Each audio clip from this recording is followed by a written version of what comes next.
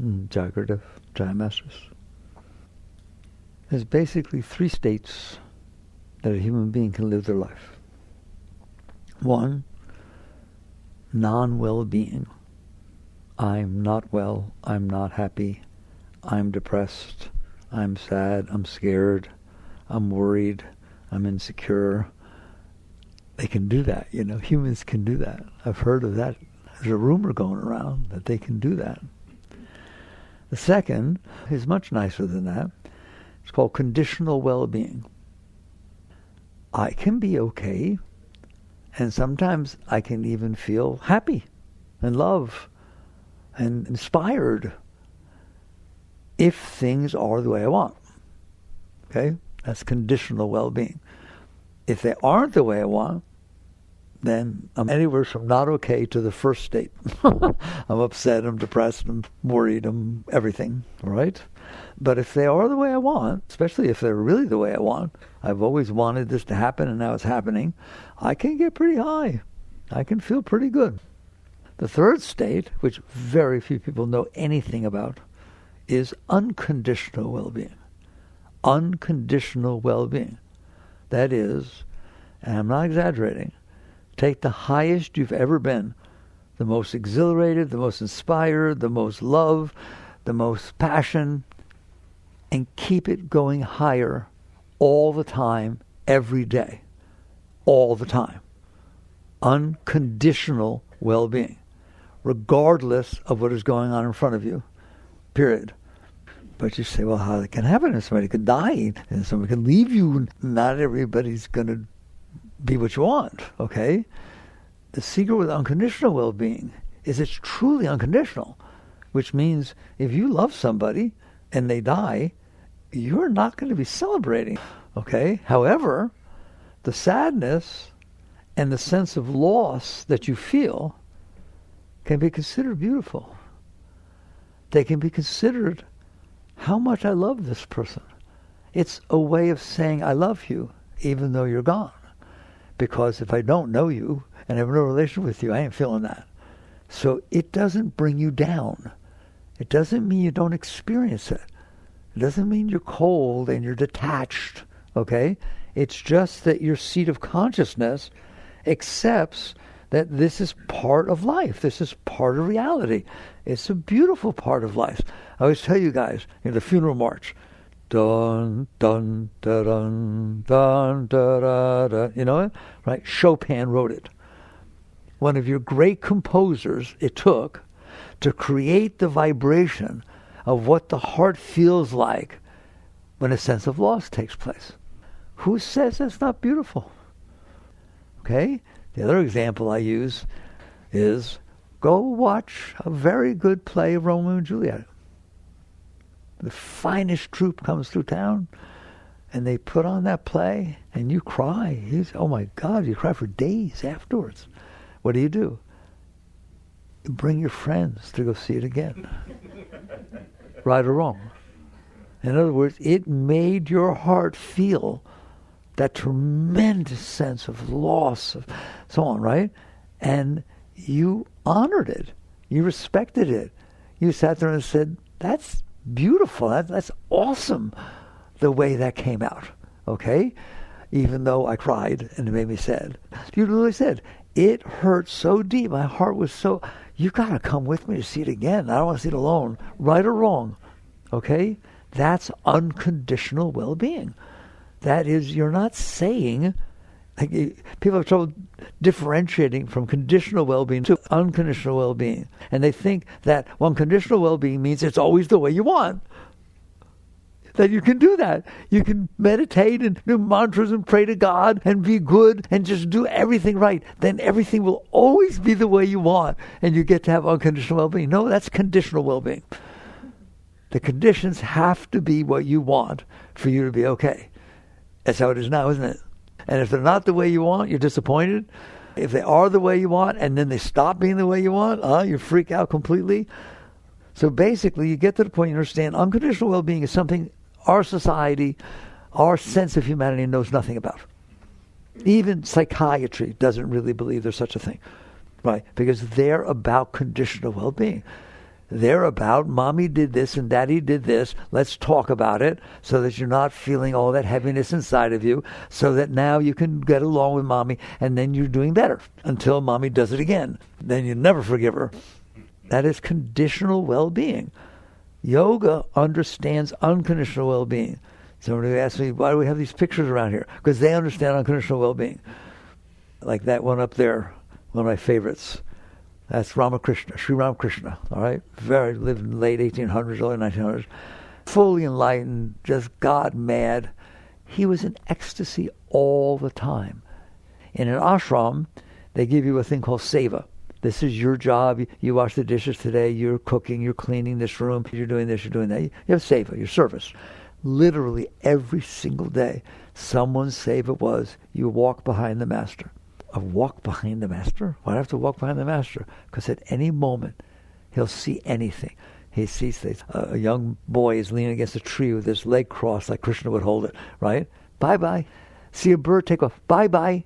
See clouds. Bye-bye. What does bye-bye mean? Complete ecstasy, and he falls over backwards. Okay?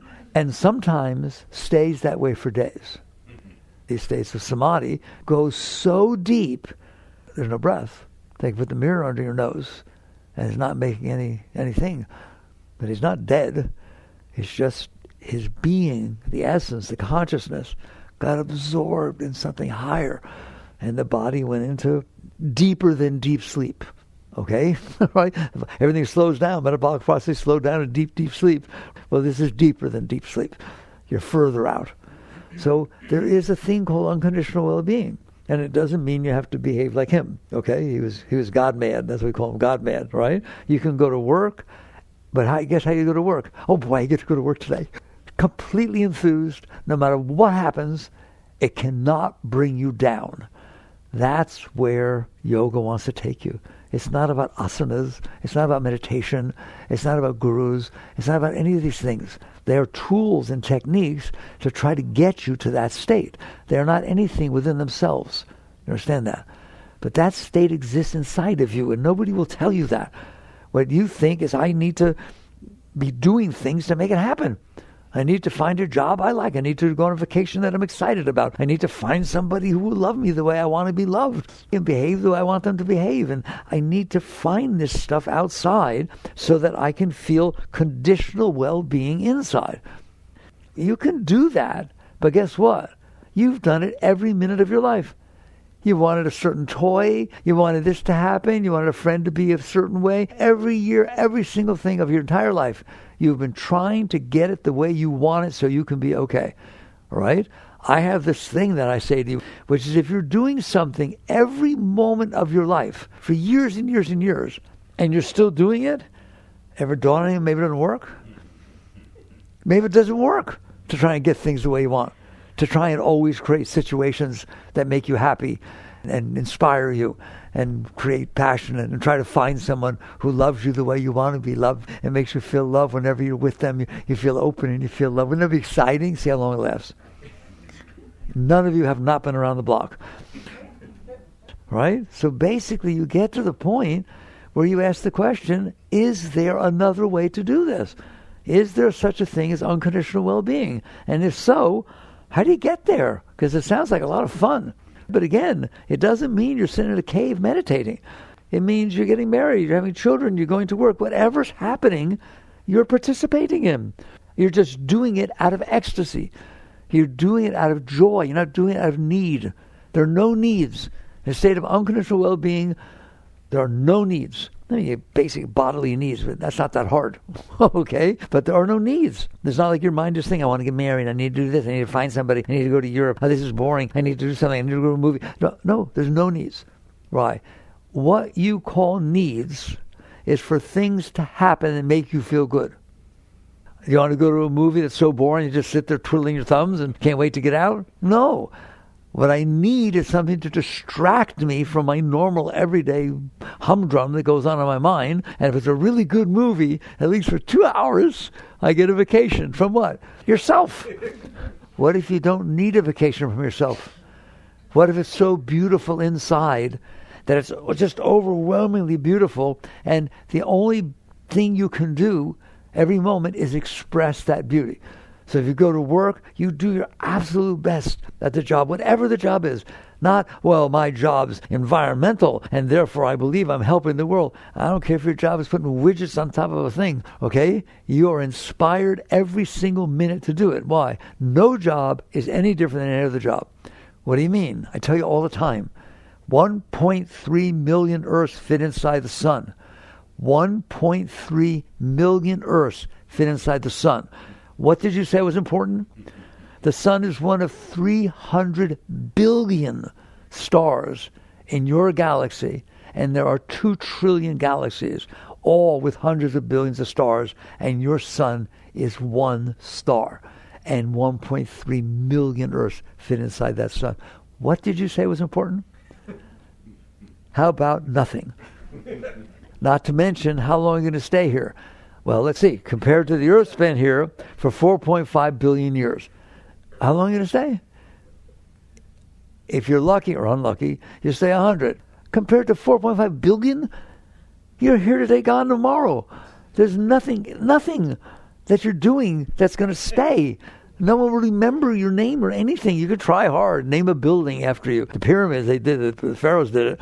They buried all their stuff, even their servants. My God, it was, I want to last forever. Well, you didn't. And it doesn't matter how rich you were. It doesn't matter how poor you are. It doesn't matter if you're male. It doesn't matter if you're female. It doesn't matter if you're sick. It doesn't matter if you're healthy. It doesn't matter if you're 89 or 90 or 100. It doesn't matter. Do you understand that's the truth? How often do you think of that? How often do you think of the hundreds of billions of stars? Never. Or the trillion galaxies? Never. What's going on? All you think about is this tiny little world that you made up in your mind. What matters to you? Why does it matter more than anything else? Because I said so. No, because when certain things happen, they make me feel better. When other things happen, they make me feel worse. So my entire frame of reference is about me. That's called ego. Ego doesn't mean egotistical. It means the I in there. We all got it.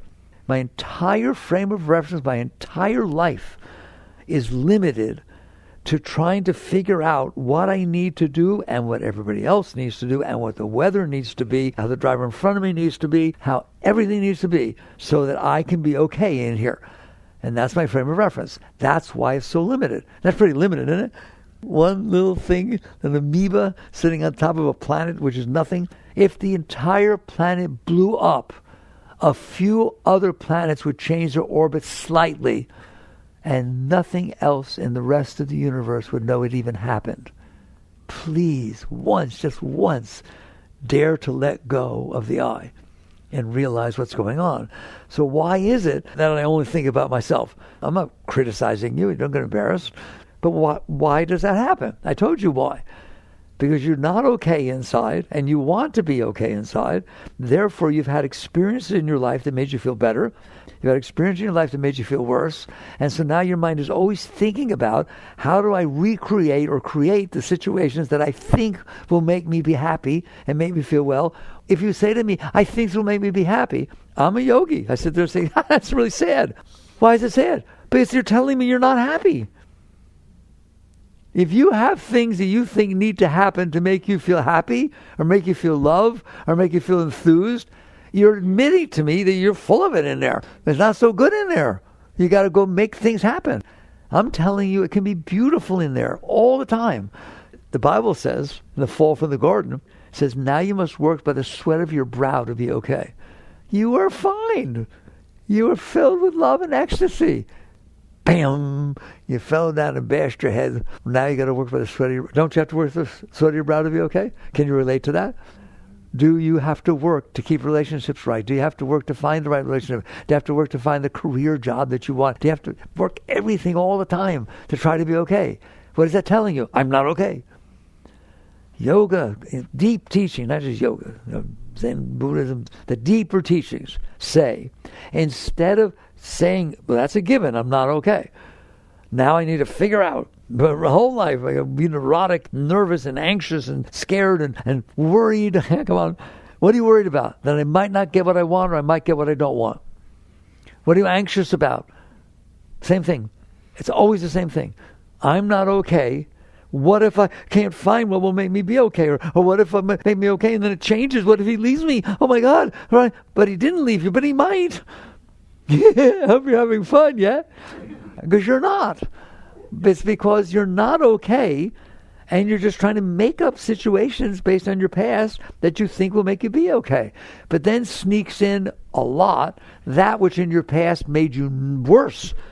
And you don't want those to happen, do you? And you worry about it. Does stuff from your past that hurts you, bothers you, come back? Have dreams.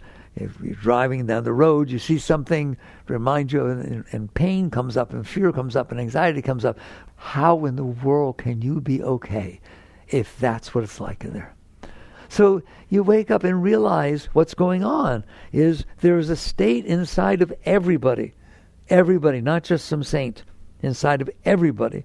There's a state of total well-being. Right now, no matter what you've done, doesn't make any difference. And you don't understand that, do you? All right?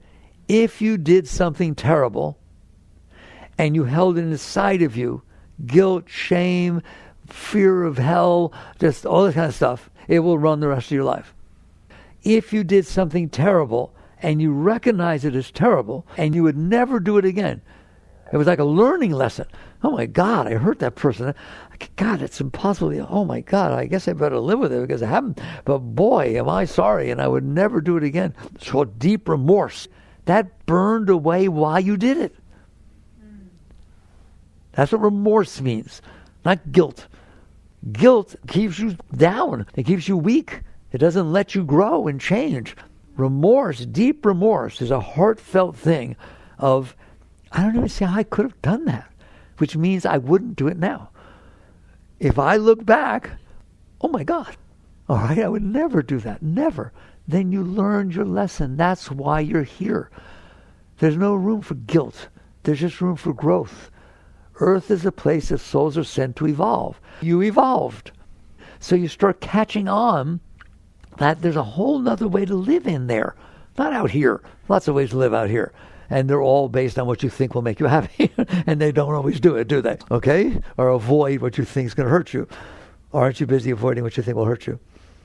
If you have 500,000 likes on Facebook, and the next morning it's 499,000, laugh all you want. How are you doing? Who did that? And you find out. What did I say? What did I do? How can you be okay like that? Like every moment is a challenge. Every moment is a risk. So I said to you, there is a state inside of you, all of you, every single human being, period, no matter what they've ever done, period. Doesn't change it. That state is there. I told you last time, the best example is the sun is always shining. You say, no, it's not. There's night. No, there's not. There's winter. No, there's not. Well, if you're in Alaska, there's only a few hours. No, it's not true. The sun is sitting out there in the sky, shining exactly the same for 4.5 billion years. There's no night, there's no day, there's no winter, there's no summer. Well, then why do we perceive it that way? For the same reason that if the sky is cloudy, you don't think the sun is out. You say that. The sun's not out today. Yes, it is.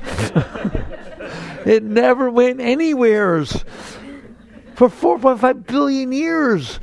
So it's because we block the light. Not because it's not there. You are blocking the light with the clouds. You're blocking the light by turning the planet in the opposite direction. So they're not facing the sun. You're doing this. So it's the same thing inside of you. There is a beautiful state of your being. Always. It's always there. It will always be there no matter what you ever do or ever did. You have inside of you beauty, love, Shakti, spirit, call it whatever you want. Beautiful energy. You're not feeling it because there are clouds blocking it. There's something blocking. Your consciousness is on the wrong side of these blockages. And therefore you can't experience what's on the other side or what it would be like if there weren't blockages. What would the day be like if the clouds went away? The sun came back. No, it never left. But that's exactly what's going on inside of you. There's beauty, love, power, inspiration, passion, all the time about everything. How can you not? Are there trees? Where did they come from? This planet, how can you not be blown away every second? I said 1.3 million Earths fit inside the sun. Go visit Mars. Go visit Pluto. Go visit the Saturn. Go visit Jupiter. There's nothing going on. They're either pure gas or eruption volcanoes and rock and dirt. If they found an amoeba on Mars, it'd be the front page of a newspaper.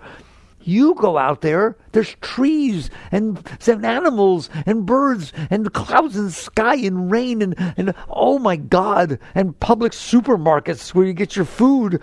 You don't have to forage like everybody else out there. What in the world? How can you not be blown away? That's what's going on this planet. And as far as we know, nowhere else, and we've looked pretty far. I'm not saying there isn't, but we got the James Webb out there and the Hubble out there. We have looked. We found exoplanets all over the place. Nothing. And you can't handle that you were born onto the nicest planet that could possibly exist? All right, so what's the problem? How come I don't feel that inspiration? How come it doesn't blow me away when I look at everything, how it exists? Because you have stored inside of you stuff that bothered you from the past, haven't you? If things happen that hurt you, that don't feel good, and things do, everything has its nature. Rattlesnakes are scary. A relationship where somebody just all of a sudden leaves. Oh, your energy was tied together and now it's not. Like, nobody said it's all a party. Nobody said it's all what you want. You know what it is? It is what it is. Is there such a thing as dying? Is there such a thing as sickness? Is there such a thing as war? There just are things. Is there such a thing as mean people? Have you ever met mean people? Right? Are there people out there that actually go out of their way to hurt people? Yes or no? Okay, that's reality. That's how it is. If you don't want it to be the way it is, you suffer. That's what Buddhists mean. I'll make it more neutral. Buddhists sit there and say something very deep. So you go into a Zen Buddhist teacher, you bow down, your master, and he says, flowers are red, water's blue, grass is green. Now go home, grasshopper. Go away. What kind of teaching is that? Things are what they are. Doesn't mean we can't change them. Nobody said we can't change them. But I'll tell you two things you can't change. The way something is right now. The way you're actually experiencing it, that's how it is. Somebody is yelling at you. No, yes. Your boss is criticizing you. Your lover and beloved is telling you, I don't like what you did. I'm not sure about this relationship anymore. That is actually happening. Is it fair? Who knows? Is it right? It doesn't matter, does it? Fair, right, just, proper, improper, good, bad. What do they got to do with it? It's happening. Things are what they are. So you can't change be here now. You can't change the actual moment that's taking place that you're experiencing. The fact that you said, I don't like it, means you experienced it. If you didn't experience it, you wouldn't like it or not like it. But the fact that you experienced it enough to say, I don't like it, or I do like it, means it happened. And the other thing that you will never change is what happened in the past. I don't like what you said 2 years ago. I don't like that my parents got divorced when I was 5. You ain't changing it. So if you want to be okay, you better do better with those two things. Because you're not changing them. You better be okay with your past. It doesn't mean it was nice. It doesn't mean you don't want it to happen again. You just better be okay that it happened. Why? Because it's never not going to have happened. Let's get right down where the rubber hits the road. You are screwing yourself up. You couldn't handle the moment that happened. So not only couldn't you handle it while it happened, but you didn't want to experience it. Listen to me, I've taught you this before, but let's get it down. You're in there. Are you not in there? Can you push things away in there? If something happens you don't like, can you push it away? Freud called it suppression or repression. I call it resistance. Can you resist stuff in there? Fight, struggle, resist. All right? It doesn't change it.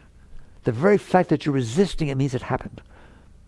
I can't handle that you said that to me. Well, then you're in trouble. I'm in trouble. If I can't handle that you said it to me, I'm screwed up. Is it because of what you said? No, it's because I couldn't handle it. What if you said it and I said, I understand, I can handle that. Now I'm okay. All right? Doesn't mean I don't deal with it. Doesn't mean I don't talk to you about it. Doesn't mean I don't change it. Doesn't mean I don't work with it. Doesn't mean I don't do things to raise it. But if I'm not okay that it happened, then I'm not okay. And these are the reasons you don't feel love all the time. And these are the reasons, because you stored inside of you everything that ever happened to you that disturbed you. How do you store it inside? You resist it. You use your will. You're in there. It comes back towards your consciousness, and you say, not on my watch. But it did happen on your watch.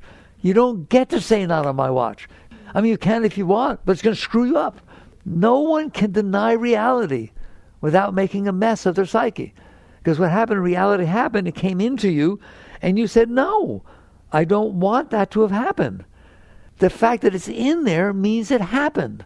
So what you do when you say, I don't want to have happened, you can't stop it from having happened, but you can stop it from coming all the way back into you.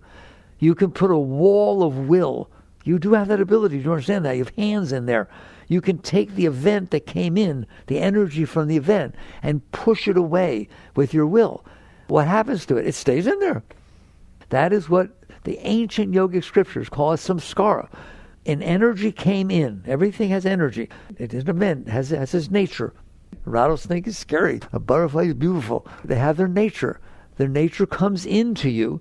If you resist it, if you push it away, you just put a wall on the energy. It can't go any further. So it cycles around itself. That's the only place energy can't be created or destroyed. So that energy, in order to stay, because you won't let it go, it has to circle around, and that's a samskara. That has a pattern of the energy of the event. If you start thinking again about when daddy did this or mommy did this or blah, blah, blah, you start feeling the exact same stuff when you're 5 years old.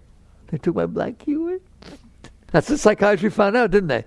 That's for Freud's great breakthrough. The yogis had that stuff thousands of years ago. It was called a samskara. You stored a pattern of energy inside of you, and you don't want it to come back. What happens when it comes back up? You push it back down. What happens if somebody talks about something that you didn't like 10 years ago? You say, I told you I don't like when you talk about that. Don't talk. You know we never talk about the subject around your father.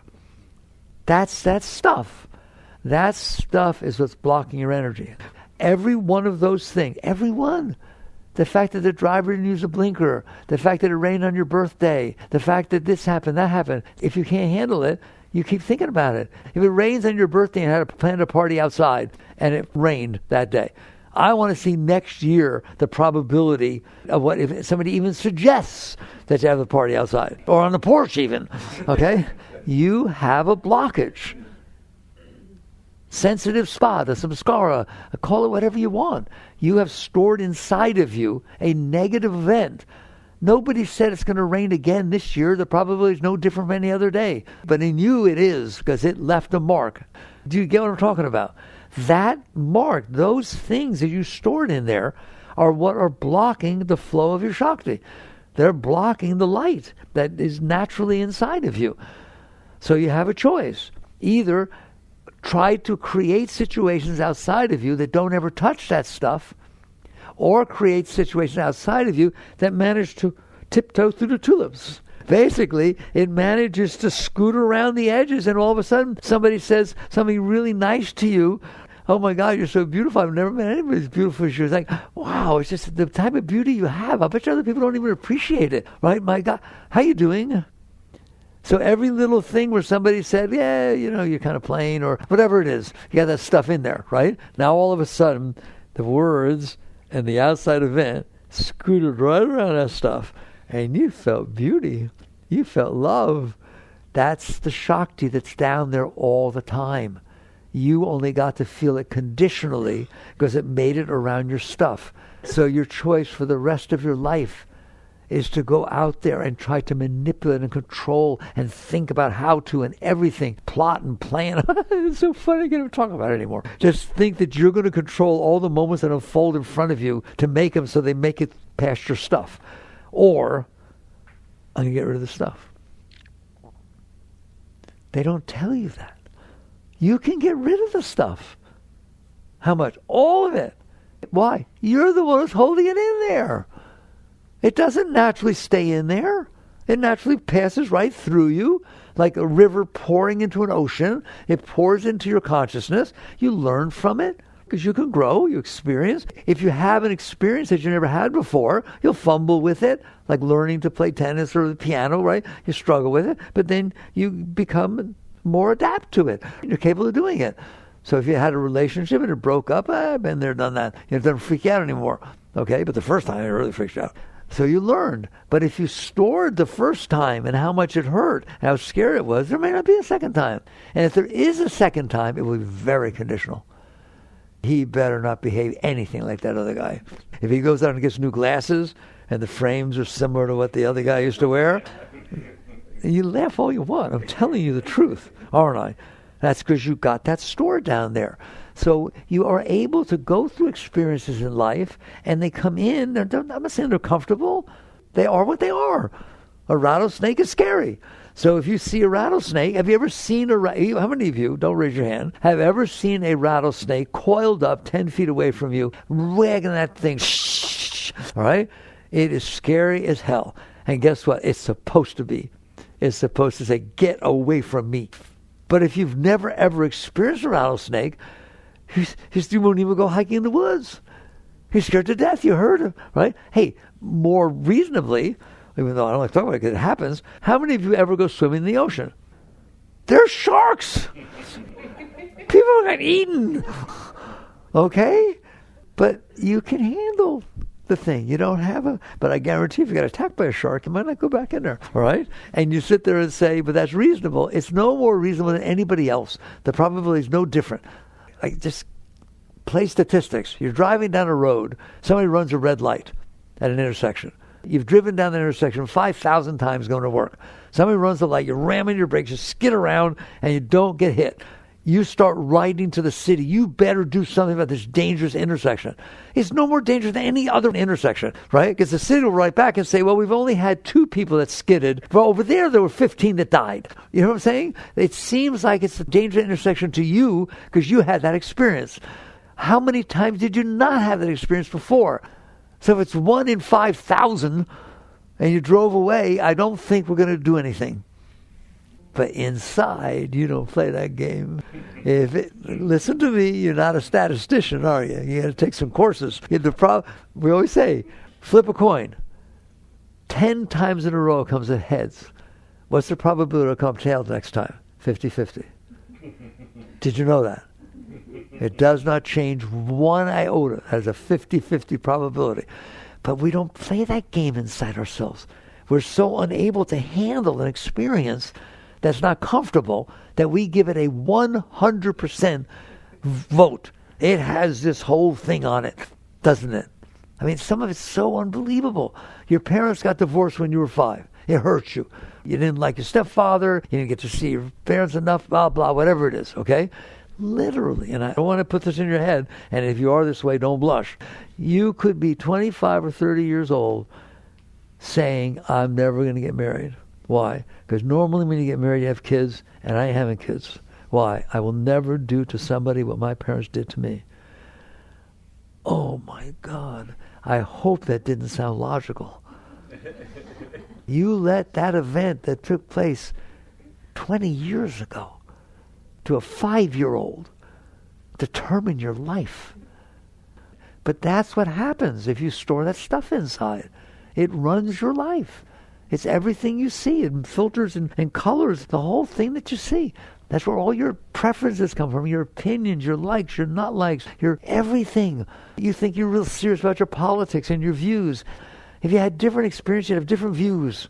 If your parents were different, this, that, and the other thing, and you sit there and say, no, my parents were extremely religious and they made me go to church or temple all the time, and now I don't go at all. Why? Because they made me. In other words, it's still running your life. Unless you let that stuff go and you become open and clean so that now you're actually interacting with the moments unfolding in front of you, not with how the moment in front of you is hitting the stuff that you store from the past. And almost nobody's in that state. So that's what we call, you're just full of your personal stuff. And all that stuff blocks your Shakti flow. It blocks your energy. So that now you need to make things happen outside so you can get a little juice. But you don't get it all the time, and you know you don't get it all the time. And you should be getting it all the time. Period. You're a great being. You're the highest species on the planet. You're more than that. You're God descended. But I can't use those words. You don't know what God is. Your consciousness, the one who's in there, aware, having the experience. You're not the experience you had. You're the one who had the experience. Who are you? I'm the one who played Dorothy in the 5th grade in The Wizard of Oz. No, that's not who you are. It's an experience you had. You would still exist if you did not do that. Your blockages would be different. Your psyche would be different. Your preferences would be different. Your hopes, your dreams, your concepts, your view, your psyche, that little bubble you live inside of. Psychology says, I like it. They say man is the sum of his learned experiences.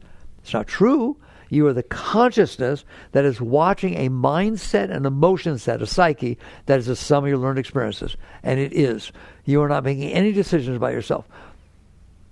They're all based upon how it makes you feel. People talk to me all the time, it's so hard to make decisions. How do you make decisions? It's hard to make decisions because what you mean by making a decision is like trying on clothes. I put it on, there's a 15-sided mirror, I turn around. What are you doing that for? Either it fits or it doesn't. Well, I'm trying to see how it makes me feel. That's how you mean by decisions.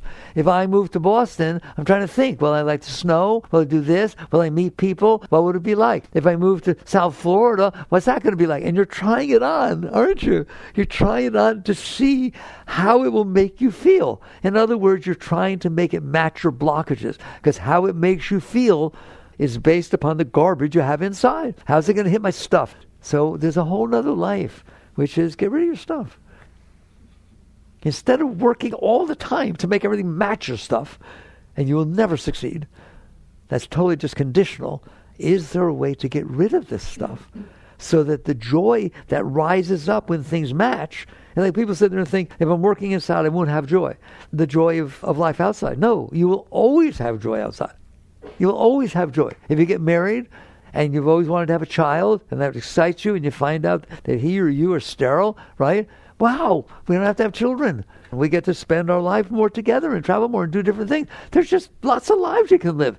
You can be happy with all of them, any of them. There's no one thing that determines your life. That's ridiculous, except that you said there was.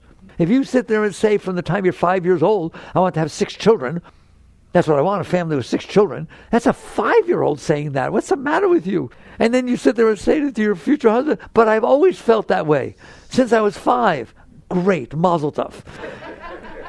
You let a 5-year-old to watch the movie, all right, and it made an impression on you, and now you're being this, and you won't get married because he's sterile, because he might not have children, or he might not want. You hear me? It's true, isn't it? I would love you to understand that you can be unconditionally happy, unconditionally filled with joy, unconditionally filled with love. It will never change. It doesn't mean you don't get married. But why would you, people say, well, why would you get married? If I'm so filled with love and filled with joy, and I wake up every morning excited to see what's going to happen, why would I go to work? Why would I get married? For the same reason that Beethoven had this music playing in his head and he had to write it down, or why an artist moves out to the woods and paints this picture to the best of their ability and doesn't even take it home, because love wants to express itself. Because beauty wants to see itself outside, reflecting back. You're not doing it to get beautiful. You're not doing it to get love. You're doing it to express the love you already have. How would that be like?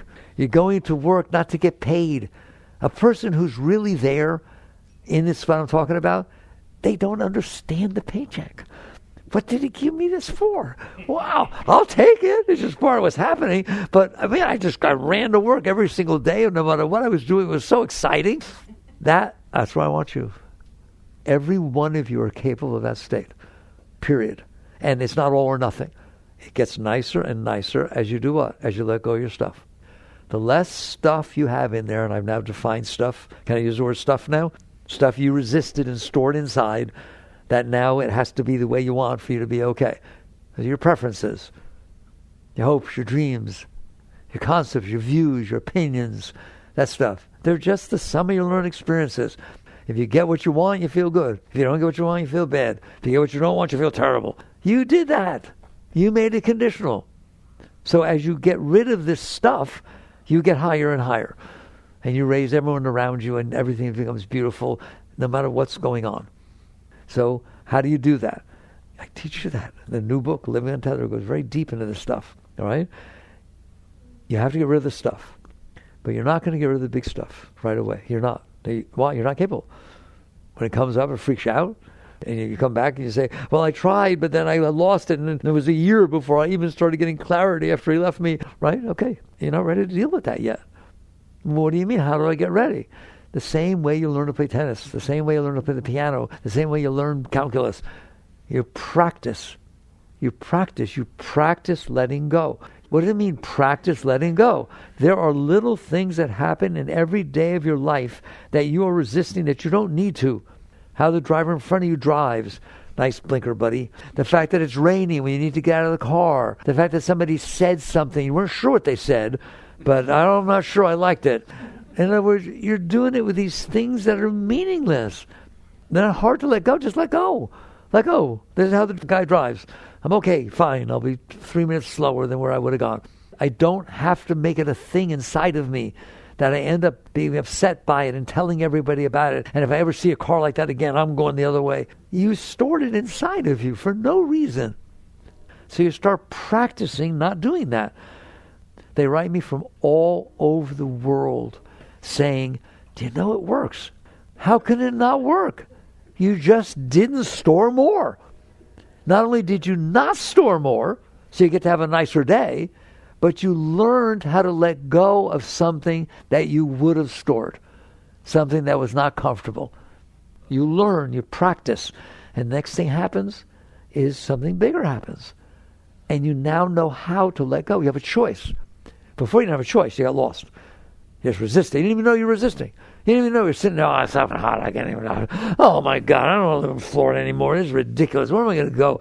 As opposed to, hey man, there's a star out there, 93 million miles away, and I can feel its heat. Whoa, you can do that too, you know, and all of a sudden it's fun. You can do these things. That's called working on yourself, raising yourself, not storing more garbage. So the less new stuff you store, one, you learn the technique of being able to raise it, to let go, not to keep it, not to resist it. You don't have to resist everything. Go have your hair done. You have your hair done. They put the thing, they snip it, you're kind of resting, so on. Oh, I didn't want it that short. You cut off about 1/16 of an inch more than I wanted. It doesn't have to be exactly the way you want. You can let go of that crazy part of your being that is destroying your life. Life is not destroying your life. You're destroying your life. There's a line when I interview with Oprah in the new book. She picked it out. It's my favorite line in the book. It says, the moment in front of you is not bothering you. You are bothering yourself about the moment in front of you. That true or not? Okay? Certainly with the small stuff. But you're still doing it. Learn not to do it. Then what's going to happen? Something bigger will happen, and you'll feel better, and you'll have the right to choose. You have the right to choose. Do I want to go down because he said that? And at some point, you're going to say no. What do I care what he said? He said something. He was in a bad mood. He'll come back tonight. It'll be fine. Why do I want to worry about it all day? Why do I want to do that stupid stuff inside my head? I'm fine. Okay. He said something. Can you do that? If you practice, you will learn that you can do that with stuff. Then, when you can handle the world outside, I'm telling you, there's a warning sign. There's a disclaimer. Ready? Skull and crossbones. When you can handle the stuff outside, where you're not shoving all this stuff down there all day, the stuff from before is going to start coming up by itself. Why? Because nothing's blocking it. You kept shoving more stuff on top. And therefore it's causing more disturbances. You couldn't get, all right? Then all of a sudden you start crying. You're just driving down the road, thought it was doing wonderful, and all of a sudden you started crying. I don't even know why. That's great. That means there's stuff down there, some scars, patterns. You don't have to know what they are. They had room to release. Welcome them. Throw a party. Well, what do I do if something is really painful from the past starts coming up? Be grateful. You don't want that down there. And then sometimes they write me, I've been doing this, I've been practicing letting go, and I'm driving my car, and all of a sudden, just all this energy came rushing up inside of me, pouring out my heart and the point from my eyebrows and out the top of my head. It was so beautiful. What was that? That's what's underneath your garbage. That's what's there all the time. And you can learn to live your life high like that. Like people say, learning to handle your liquor. Forget, don't do the liquor, right? Learn to handle your Shakti. How would you like it? It's so beautiful and so high. You got to learn how to handle it. Learn how to interact regular and look as though you're normal. I want you to go there. I really do. It's really there. It's just sitting right underneath. And I proved it to you. If you get what you want, where's that energy come from? All of a sudden a rush of energy comes up, doesn't it? You say, oh my God, I'm happy again. I haven't been happy for a long time. Why? Because something happened that I liked. That is always in there. You're the one who conditioned it. You're the one who said, I can only feel love if you're this way and you do this and you open the door for me. That's crazy. Why don't you, instead of saying, here are the conditions in which I can be okay, why don't you say there's no conditions? How would you like that? There are no conditions in which I will give up the love. No conditions. Even if you're a schnook and a relationship has to break up because you're that far off, I love it. I love learning. I love going through with you. I love the divorce. I love this. I love that. I love the lawyers. Oh my God. It was so exciting. And eventually, you'll catch on that if you go through something like that, and you'll see your stuff come up, because obviously personal is going to come up, and you use that entire situation to let go of yourself, to let go of the part that wants to fight. And inside, you don't give everything. You still do what you're supposed to do. But inside, you're letting go of the resistance. You're going through that divorce with the lawyers and everything as an act of service to the universe, not for yourself. And you will grow. You will grow through every single experience you ever go through. You'll become a greater being. It's very simple. If you've never had an experience and somebody else had the experience, who's better off? How can you be better off if you've never had the experience? Every single experience is your teacher. Every single experience makes you a greater being. Why? Because you had the experience. Does anybody understand that? So you just get to the point where you say it's all about cleansing. The entire spiritual, you don't have to use the word God. Eventually you'll use it because you'll feel all this energy coming. Let's just get it over with. Eventually, depending on how sincere you are and how much you're willing to let go and so on, but it's none of your business. Just whatever it is. That energy will start coming up inside and you'll feel it coming up inside, feeding you this joy, feeding you this love. And eventually it will be so strong that you'll feel it pulling you away from yourself inside. It's pulling you out. Like now it pulls you down into your stuff, doesn't it? It'll start pulling you up. The energy will pull you up. And you'll realize that that's where they went. They let go. They died to be reborn. You start understanding Christ's teachings, all right? That is pulling you up, but you're still an individual. You still see yourself as separate. And it's literally pulling you away from that. And that's where merger takes place. Yoga means union, merger. That's the high state. You merge with the universe. You merge with everything. It's so beautiful and it's so silly that we spend our entire life doing something. It's like a hamster runs on that wheel as fast as they can their entire life. Where do they get? Nowheres. Well, maybe one hamster. They're in a pet shop. They're all running around. And one hamster says, Jesus, looks stupid. But what's the alternative? Ready? I don't know. But this doesn't work. So anything is better than doing something that doesn't work. And that hamster jumps off the wheel. Now the whole world opens up as options, right? You can do this, you can do that, but just don't stand a stupid wheel. So that's what we're doing in our lives. You have a choice. Either you keep running after the world to try and match your stuff, which it will not do, you know that, or you get rid of your stuff. And when you get rid of your stuff, you're going to find out that the world is unfolding and you can be in harmony with it. You're in harmony with it. Things come, things go, and you're fine with that. And there's no struggle anymore, ever. There's no fear, no anxiety. You're a very great being. You're a very great being. I know you don't think so, but you're a very great being. You're the highest thing that walks the face of the earth. You just are staring at something that's not. Staring at that personal junk that you stored inside. Let go. Jaggedive.